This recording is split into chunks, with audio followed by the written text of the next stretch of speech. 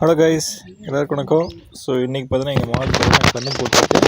So கன்று போட்ட உடனே பார்த்தீங்கன்னா என்ன பண்ணணும்னா சீம்பாலை பார்த்தீங்கன்னா கன்றுக்குட்டி காட்டணும். ஆனால் பார்த்தீங்கன்னா கன்றுக்குட்டி பார்த்தீங்கன்னா தெரியும், அது ஒரு நல்லா படுத்துருக்குது. பார்த்தா போட்டுச்சு, இன்னும் குடிக்கல. ஸோ மடி பார்த்தீங்கன்னா பெருசாகிடுச்சு. ஸோ அதனால தான் நாங்களே பார்த்தீங்கன்னா அந்த சீம்பாலை பார்த்தீங்கன்னா மடியில் பார்த்தீங்கன்னா கறக்கிறோம். ஸோ கறக்கிறதுக்கு முன்னாடி பார்த்தீங்கன்னா இது மாதிரி மடி நல்லா கழுவிடணும். ஏன்னா பார்த்தீங்கன்னா இப்போ தான் கன்று போட்டிருக்கு, தூசி அழுக்கெல்லாம் மடி இருக்கும். ஸோ நல்லா கழுவிட்டு கொஞ்சோண்டு பாலை தரையில் விட்டுட்டு அப்புறம் பார்த்தீங்கன்னா இது மாதிரி பார்த்தீங்கன்னா கறக்க ஆரம்பிச்சிடணும். ஸோ சீம் பாலுங்கிறது பார்த்தீங்கன்னா நார்மல் பால் மாதிரி வெள்ளையாக இருக்காது. அது பார்த்தீங்கன்னா இது மாதிரி எல்லோ கலரில் இருக்கும். ஃபஸ்ட்டு ஒரு நாள் இல்லைனா 2 நாள் பட்டு இது மாதிரி பார்த்தீங்கன்னா சீம் பால் வரும். 3ஆவது நாள் வெடிபால் வரும். அதுக்கப்புறம் 4 இல்லை 5ஆவது நாள் பார்த்தீங்கன்னா நமக்கு பார்த்தீங்கன்னா நல்ல பால் கறக்க ஆரம்பிச்சிடும். அதுக்குன்னு எல்லா பாலையுமே பார்த்தீங்கன்னா நம்ம கறக்கக்கூடாது. கன்றுக்குட்டிக்கு பார்த்தீங்கன்னா ஒரு அரைவாசியாக வச்சுருக்கணும். ஆனால் கன்றுக்குட்டி பார்த்தீங்கன்னா எந்திரிக்க மாட்டேங்க. ஸோ என்ன பண்ணோம்னா நாம் அதை எழுப்பிவிட்டு அதை நிற்க வச்சு இங்கே தான் காம்பு இருக்குன்னு காமிச்சு அதை பால் ஊட்டுற மாதிரி பண்ணணும். அப்போ தான் பார்த்தீங்கன்னா பால் குடிக்கும். அது பார்த்திங்கன்னா புதுசு, இது வரைக்கும் பாலே ஊட்டியிருக்காது. நம்ம தான் பார்த்தீங்கன்னா அந்த கன்றுக்குட்டி தள்ளி விடணும்.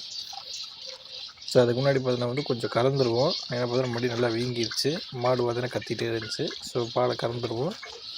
இந்த கறந்து என்ன பண்ணால் பார்த்தீங்கன்னா சீம் பால் அந்த கட்டி செய்வாங்க பார்த்தீங்களா, அது யூடியூப் பார்த்தாவே தெரியும் எப்படி செய்வது. அது செய்வோம். செஞ்சுட்டு பார்த்தீங்கன்னா கொஞ்சம் பாலில் சீம் பால் கட்டி செய்வோம். கொஞ்சம் பாலை பார்த்தீங்கன்னா கிணத்துல ஊற்றிடுவோம். கொஞ்சம் பால் பார்த்தீங்கன்னா இந்த எறும்பு புத்துக்கும் பார்த்தீங்களா, அதில் கொஞ்சம் ஊற்றிடுவோம். அதாவது இந்த பால் நல்லா கறக்கிறதுக்கு எதாவது கறக்காக பார்த்தீங்கன்னா இது மாதிரி பண்ணுவோம். ஸோ எவ்வளோ கறக்குன்னு பார்க்கல. கறக்கிறது இந்த மாடு பார்த்தீங்கன்னா நல்லாவே கறக்கும். இப்போ பார்த்தீங்கன்னா ஒரு நாளைக்கு பார்த்தீங்கன்னா எனக்கு தெரிஞ்சு ஒரு 9 லிட்ரு 10 லிட்டர் கறக்கிற மாடு தான். மாடு பார்த்தீங்கன்னா குள்ளாரி மாடு. ஸோ அதனால் பார்த்தீங்கன்னா கொஞ்சம் கம்மியாக பிடித்த கறக்கும். இது ஒரு நல்லா படுத்துட்டு எந்திரிக்காமல் இன்ன வரைக்கும் எந்திரிச்சு ஓடிட்டுருந்துச்சு. அவ்வளோ நல்லா படுத்துருச்சு.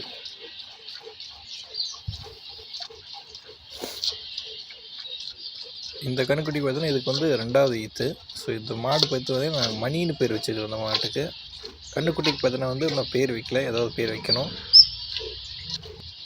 எதுக்காக பார்த்தீங்கன்னா அந்த சீம் பாலை கன்றுக்குட்டிக்கு கொடுக்கணும்னு பார்த்தீங்கன்னா அப்போ தான் பார்த்தீங்கன்னா அது சத்து நல்லா கிடைக்கும். ஏன்னா பார்த்தீங்கன்னா அதில் சீம் பாலை பார்த்தீங்கன்னா எல்லா விதமான சத்துக்கள் எல்லாமே இருக்குது. ஸோ கன்றுக்குட்டி போட்டோடனே கண்டிப்பாக அந்த பாலை பார்த்தீங்கன்னா ஒரு கொஞ்சம் நேரத்துலேயே பார்த்தீங்கன்னா இது குடிச்சிடணும். அப்போ தான் கன்றுக்குட்டி தேவையான சத்து கிடைக்கும். இல்லைன்னா பார்த்தீங்கன்னா நோஞ்சாலி மாதிரியே இருக்கும். நாம் வாட்டுக்கு எல்லா பாலையும் கலந்துட்டு நான் வாட்டி கத்தி விற்றுட்டோம்னா கன்றுக்குட்டிக்கு பார்த்தீங்கன்னா சத்து கிடைக்காம போயிடும். ஸோ முடிஞ்ச அளவுக்கு பார்த்தீங்கன்னா ஒரு கன்றுக்குட்டிக்குன்னு பார்த்தீங்கன்னா அரைவாசிக்கு மேலேயாவது பார்த்தீங்கன்னா இந்த மாதிரி பாலை விட்டுருங்க. அது பாட்டு குடிச்சிக்கிட்டும். ஏன்னா சீம் பால் இந்த மாதிரிலாம் பால்லாம் பார்த்தீங்கன்னா கன்றுக்குட்டிக்கு தான் வர்றது, நமக்கு இல்லை. ஸோ அதனால் பார்த்தீங்கன்னா முடிஞ்ச அளவுக்கு கன்றுக்குட்டிக்கு எல்லாத்தையும் குடிச்சிருங்க. அதில் நிறையா சத்து இருக்குது. அப்போ தான் கன்றுக்குட்டியும் பார்த்தீங்கன்னா நல்லா வேகமாக வளரும்.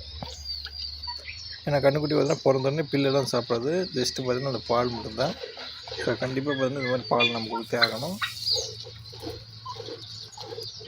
ஸோ இப்போ எனக்கு தெரிஞ்சு நாங்கள் கறந்துக்குது ஒரு 1.5 லிட்டர் பக்கத்தில் கறந்துருக்கோம். 2 லிட்டர் வந்திருக்குன்னு நினைக்கிறேன்.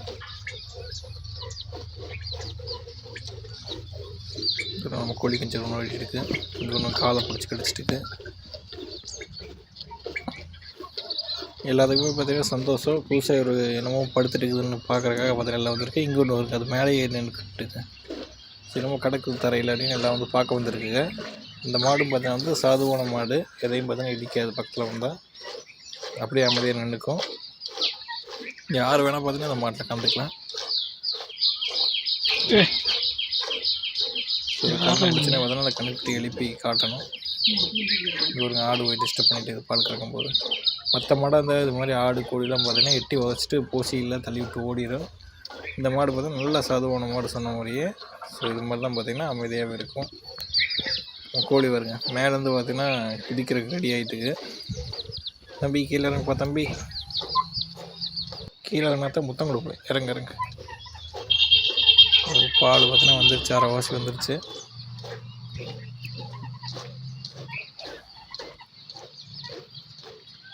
இதுக்கு முந்தின வீடியோவில் பார்த்தீங்கன்னா கன்று போடுறதுக்கப்புறம் என்னெல்லாம் பண்ணணும், தீனை விளை வைக்கணும், தோடலை வைக்கணும், மாட்டை எங்கே கட்டணும், இது மாதிரி எல்லாமே போட்டிருந்ததுக்கு முன்னாடி வீடியோவில்.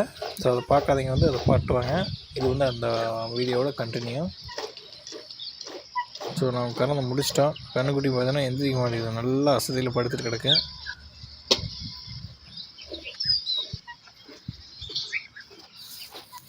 ஏற்கனவே நான் கொஞ்சம் பால் பத்தலைன்ட்டு இருந்தோம். நல்ல வேலையை இந்த மாடு கன்று போட்டுருச்சு. ஸோ இனிமேல் இந்த பாலே போதும். நீங்கள் எந்த வீட்டுக்கும் பார்த்தீங்கன்னா வந்து பால் இல்லைன்னு சொல்ல வேண்டாம். எனக்கு தெரிஞ்சு இந்த மாடு பார்த்தீங்கன்னா வந்து சீம்பால்லாம் முடிஞ்சதுக்கப்புறம் ஒரு வேலைக்கு ஒரு 5 லிட்டரு இல்லை 4 லிட்டரு அந்த ரேஞ்சுக்கு பார்த்தீங்கன்னா கறக்கும். ஸோ அதுவே போதும். கொஞ்சம் மீதியே நமக்கு தயிர் போடுறதுக்கு. ஸோ பல மாதங்களுக்கு கழித்து பார்த்தீங்கன்னா வந்து நாங்கள் வீட்டுக்கு தயிர் போட போகிறோம். ஏன்னா இதுக்கு முன்னாடி இந்த பாலை பார்த்தீங்கன்னா 10 இருந்துச்சு. ஸோ மாடு பார்த்தீங்கன்னா தள்ளிட்டு போகுது. ஸோ இதோட நிறுத்திடுவோம், போதும். மடியில் பார்த்தீங்கன்னா இன்னும் பால் இருக்குது. ஸோ எல்லாத்தையும் பார்த்தீங்கன்னா கறக்க வேண்டாம். கன்றுக்குட்டிக்கு பார்த்தா இப்போ கொஞ்சம் கன்றுக்குட்டி பார்த்தீங்கன்னா எந்திரிச்சு பார்த்தீங்களா. இது கொஞ்சம் பார்த்தீங்கன்னா வந்து நாங்கள் காம்பை காட்ட போகிறோம், எப்படி பால் குடிக்கிறதுன்னு கொஞ்சம் காட்ட போகிறோம். அதை விட்டு ப்ராக்டிஸ் பண்ணிக்கிட்டோம். அது காட்டினா போதும், அதை விட்டு குடிக்க ஆரம்பிச்சிடும்.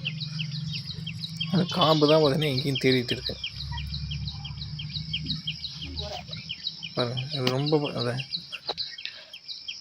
அடித்தா தான் பார்த்தா வலி வரும் போல இருக்கு.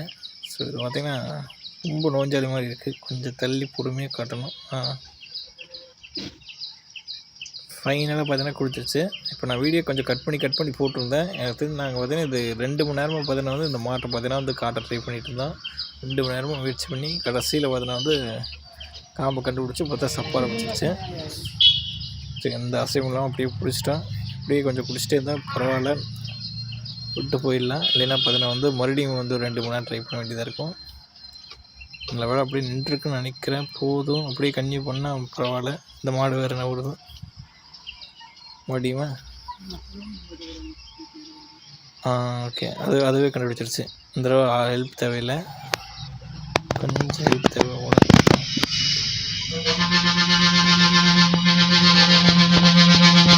எனக்கு பார்த்தீங்கன்னா மொத்த பாலையும் நாமளே கறக்கக்கூடாது. எனக்கு என்ன சொன்ன மாதிரி அது கொஞ்சம் குடித்தா தெம்பாக இருக்கும். ஸோ அதனால் வந்து கண்டிப்பாக அதை குடிக்க வச்சே தீரணும், என்ன ஆனாலும் பரவாயில்ல. ஸோ அதனால் கடைசியில் முயற்சி பண்ணி இப்படி பார்த்தீங்கன்னா காம்பு கண்டுபிடிச்சி அதை குடிக்க ஆரம்பிச்சிருச்சு. 4 காம்புலேயும் குடிக்க தேவையில்லை, அட்லீஸ்ட் ஒரு 2 காம்பு குடித்தா போதும். மீதி 2 காம்பு பார்த்தீங்கன்னா நான் கலந்துக்குவோம்.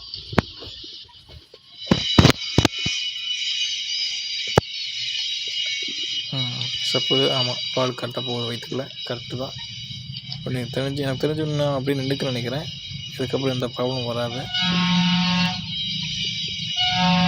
கொஞ்ச நேரம் நின்று பார்ப்போம். மறுபடியும் எங்கேயாச்சும் கீழே வந்துருச்சுன்னா மறுபடியும் பிரச்சனை. ஸோ எனக்கு தெரிஞ்சு இது ஒரு 3 படி வந்துருக்கு நினைக்கிறேன். 3 படி கலந்துட்டோம்.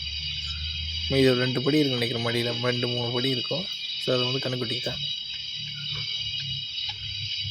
ஸோ இது போதும். நான் கரெக்டாக ஒரு 10 நிமிஷம் 15 நிமிஷம். என்னம்மா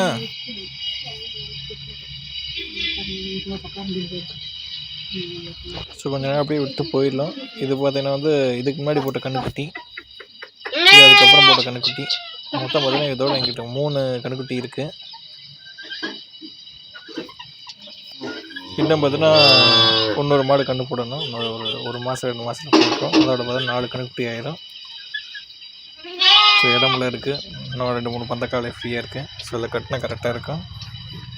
ஸோ அதில் எந்த கன்றுக்குட்டி நல்லா பொட்டை கன்றுக்குட்டி, நல்லா பால் கறக்கிற மாட்டில் வந்த கன்றுக்குட்டின்னு பார்த்து அதை மட்டும் பார்த்தீங்கன்னா நாங்கள் வச்சுட்டு அடுத்த ரவுண்டுக்கு பார்த்தீங்கன்னா வச்சுக்குவோம். அப்படி வச்சா பார்த்தீங்கன்னா மாடு வாங்க தேவையில்லை, சொன்ன மாதிரி. ஏன்னா மாடு பார்த்தீங்கன்னா வந்து 40,000 50,000 சொல்லுவாங்க. ஸோ இந்த கன்றுக்குட்டியை பார்த்தீங்கன்னா 2 வருஷம் வளர்த்தா நம்மளுக்கு லாபம் தான். பாய்.